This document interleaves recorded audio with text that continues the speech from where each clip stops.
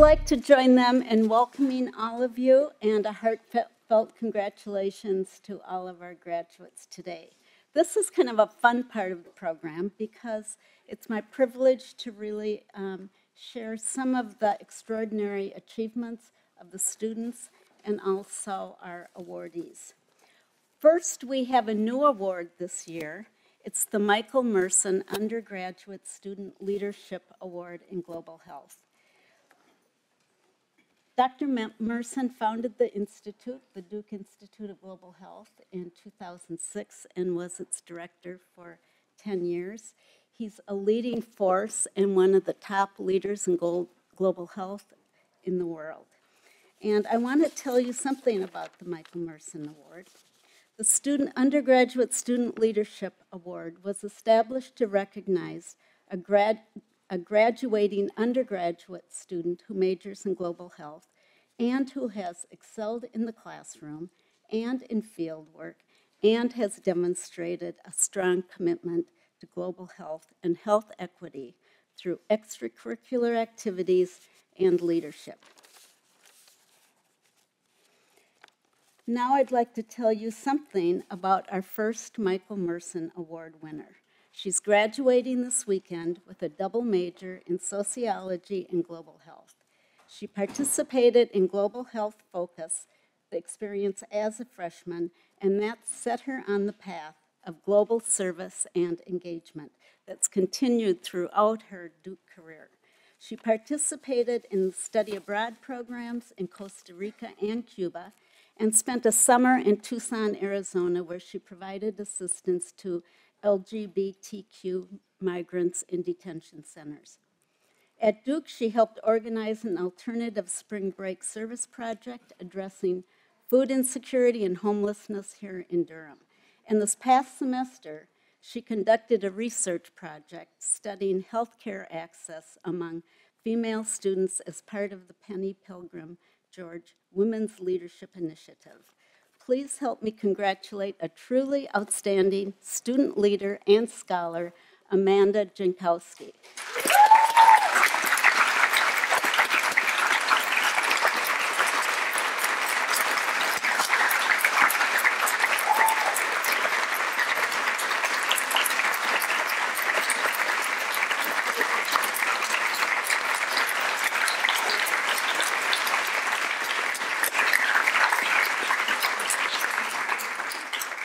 Amanda, we celebrate you, and I'm so glad that Mike Merson was here in person today to give out this inaugural award. Next, we're going to move to the Capstone Award. We'll recognize the most outstanding capstone research project. Now, all of our seniors take a capstone course, either the last fall semester or spring semester of their senior year, and they work in small teams and with outside experts to design in a team a practical solution to a healthcare challenge. These projects help students learn how to manage many factors that come into play in implementing complex health interventions, and they often produce very creative ideas. In a moment, I'm going to ask the winning students to join me on stage, but before I do that, I want to just mention to you a little bit about their project. The students on this team took on the challenge of recidivism among formerly incarcerated men and women in the United States. They recognize that many people released from prison in the U.S. lack education and job skills in order to really transition into successful roles in their communities, and many eventually return to prison. So to address this problem at a local level in Durham, the students developed a proposal for Durham Community Kitchen, which was a comprehensive re-entry program combining life skills with culinary training. The students made a strong case that such a program would be a great fit for Durham, which has a growing foodie scene and also a lot of employment opportunities in food service. Their final project, their proposal, describes a 14-week tuition-free program that would give former inmates higher-end culinary skills while also providing counseling and support for their transition back into their communities. It's a very creative approach to a significant challenge affecting community health. The members of this team I'd like to announce, and you can come down as a group: Emme Heneine, Anna Katz, Rachel Katz, and Julia Kaufman.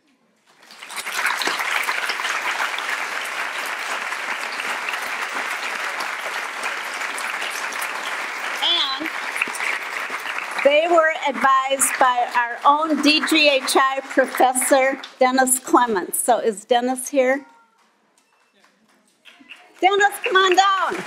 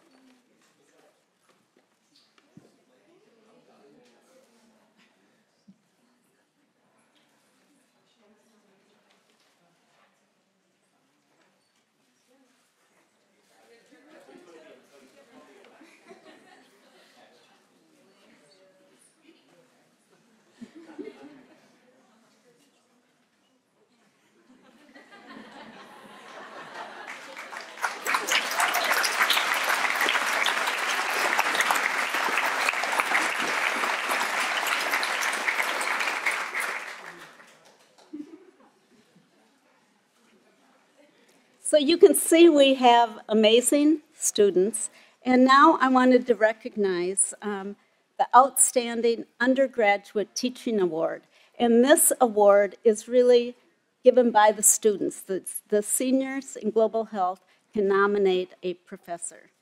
And so this year's winner of the Outstanding Undergraduate Program Professor Award absolutely embodies the word outstanding. The professor is globally renowned for his deep knowledge and understanding of global health policy. But what sets him apart from all is his really incredible passion, creativity, and devotion to sharing that knowledge with his students.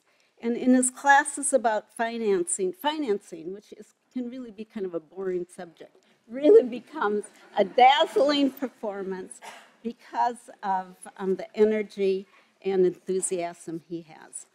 And I'm speaking about Dr. Gavin Yamey.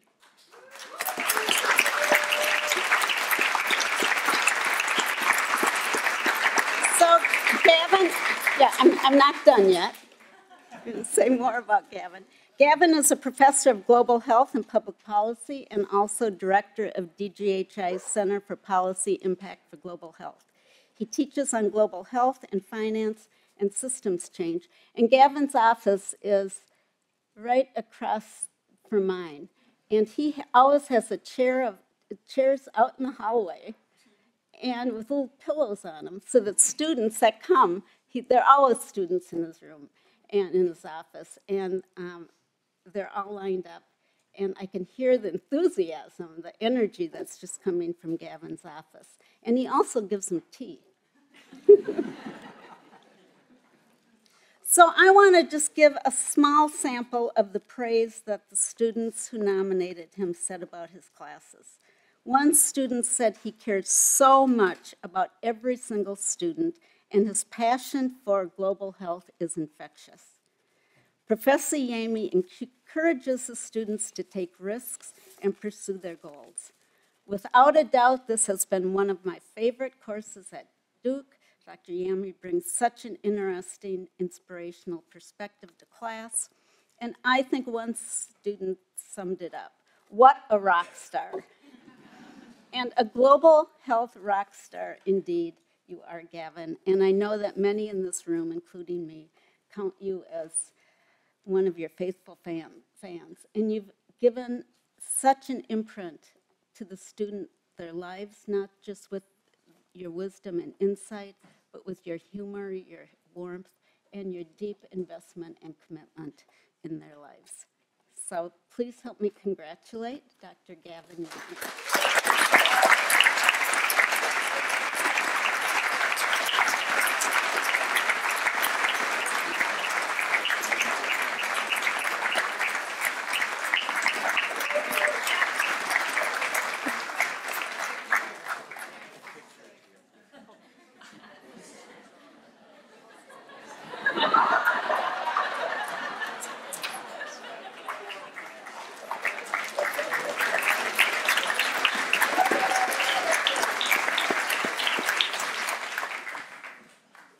Okay, so now I'm really delighted to introduce our student speaker.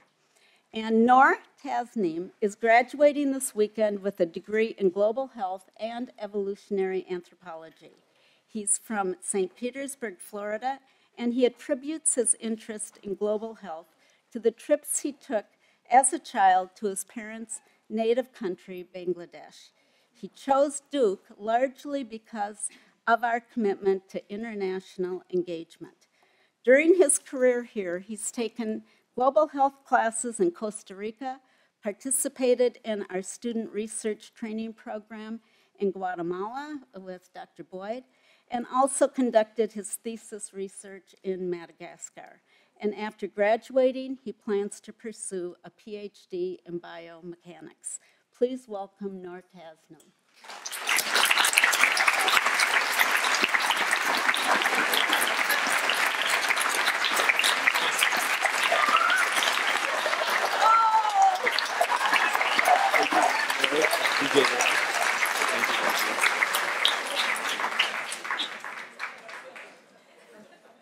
Kind of short too, so. Can y'all hear me? Perfect. All right, and this is not my speech. Cool. Thank you, Dr. Story. And thank you to all the students and the DGHI communications team for selecting me as this year's student speaker. This is actually the first college graduation my parents have been to, so this is truly a special moment for all of us. And I've actually come full circle because my first ever class at Duke was Chem 101 in this very lecture hall. And thank you to whoever took down that huge periodic table that stands on this wall. So first, I would like to congratulate all of my classmates who completed the global health major. As you all know, we all had to complete this major in addition to another field of study. And we should all be proud of that achievement. Likewise, we should thank our friends, family, faculty, and staff members who helped us get to where we are today. So please give them and yourselves a round of applause.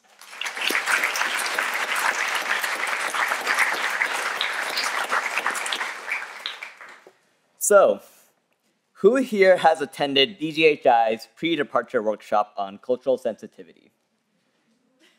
All right, most of us. Remember the iceberg that Lisa tries to draw on the whiteboard? We're going to bring it back today to discuss what I call the Duke Global Health Experience, also known as DGHE. So as Lisa describes it, an iceberg has two parts, one that is above the water and the other that is under. The part that is above the water is observable. You look at it and you think you know what to expect. It's like when you sign up for a class on Duke Hub and it's in Trent. You know you're going to have great calves by the end of that semester. We came in as ambitious first years, wanting to take on 2 majors at Duke. Surely enough, we did our research and looked at what DGHI was all about. We first looked anxiously at the majors worksheet to see if we could fit the major into our course load. And you all know that we love the field so much that we somehow managed to fit it in during our 4 years here. And what I really enjoyed about this process was how my very personal interest fit in the holistic context of global health. As you may have heard, I have a calling for feet. I'm also graduating this weekend with a degree in evolutionary anthropology, shout out to Asha, and have conducted my global health research in foot biomechanics. Nevertheless, when I first looked at this major, I was shocked that some of my evolutionary anthropology classes actually fulfilled its requirements. I love that I could learn about evolutionary medicine or primate disease in different departments and still be able to apply the core concepts of global health within those courses. And I'm sure you all felt the same way as well, whether you were taking biology, public policy, culinary, or an ICS course. You were still able to apply the fundamental understandings of global health within your learning. And that's one of the beauties of this field and this major. In addition to the student profiles and the blogs and photos that I hope you all submitted to Susan Gallagher when she emailed you all, we saw the various programs offered through SRT, Fast Connections, Duke Engage, and more. We knew that we would have the unique opportunity to participate in meaningful projects and connect with distinguished professors through research or community service. Granted, we saw that we were required to do that. However, what we did not know were the unique and personal experiences that we would have through this major and its associated programs. So that gets me to the base of Lisa's iceberg, the part that is underwater and is unseen. We did not know or see the experiences that we would have with DGHI when we came to Duke. However, like the base of the iceberg, they were the largest and most meaningful parts of the Duke Global Health experience. At DGHI, we are all a family. Some may say that we are a FAM for short. However, it serves as an important acronym and a short enough one that I can cover it within my speech that helps us reflect on our experiences within the major throughout our 4 years at Duke. So let's begin. F is for flexibility. Many of us were able to apply the fundamental principles that we learned through ethics and research methods to the unique global health experiences that we had outside of the classroom. These experiences could have been in the United States or abroad. Nevertheless, we should be grateful for how these activities helped us grow into adults and global citizens. I would have considered myself as an individual who was fairly type A when I first came to college. I actually tried to plan out all 8 of my semesters at Duke in addition to each summer when I stepped foot onto campus in 2014. However, when I traveled to Guatemala with Emme Heneine and Dr. Boyd for the SRT program, I learned that it is important to be flexible the hard way. Our team went down there to examine indoor air quality, assess knowledge, attitudes, and belief of STIs, and provide dental hygiene and hand washing education to local schools. We had planned out our daily and weekly schedules before we got there, only to realize that the schools we wanted to work with would be closed during the middle of our trip. We were flustered, I was panicking, but our collaborators and translators sat us down for more than an hour to change our complete schedule. As we venture out into the real world, we cannot account for the obstacles that will come before us. Using our global health and Duke experiences, we must remember to be resilient and flexible. It's okay for things not to go according to plan. They hardly do anyway.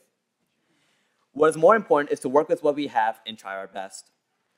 Although it may be difficult at times, we can look back at these experiences and be proud of the challenges that we have surpassed, such as getting that Duke degree. A is for academics. Throughout our Duke experiences and within the global health major, we have been fortunate enough to take some of the most unique classes offered at Duke. My favorite course was the one that we were all required to take this year, the Capstone.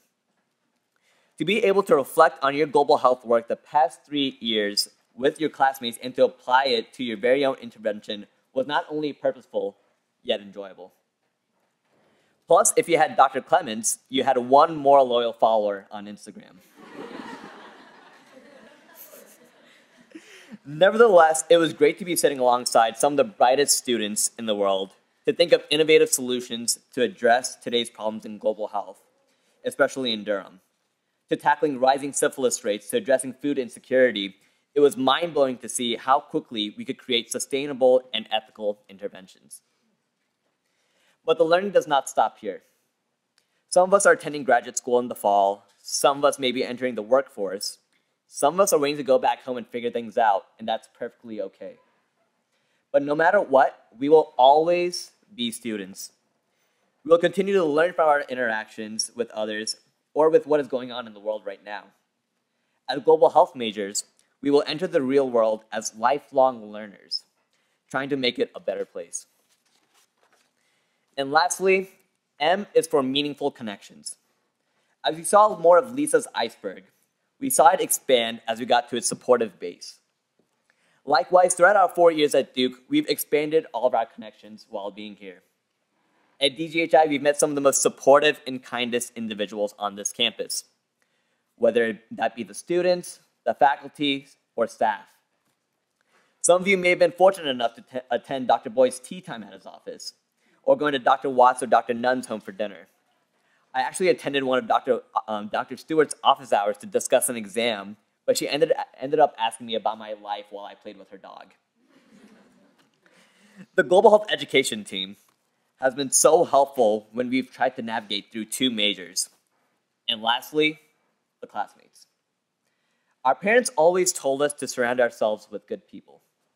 I've been so grateful to have met you all and to hear how you all are trying to make the world a better place, such as Hope's work with Doctors Without Borders, Josh's research in Peru, Liz's work with Duke Student Government in Durham. I'm so excited to see what we all accomplish in the near future. All in all, I hope we really take the time to think about what we've gained from our global health experience.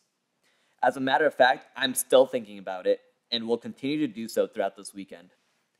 Nevertheless, I hope we continue to be a fam as we strive to be flexible academics and make meaningful connections. Thank you.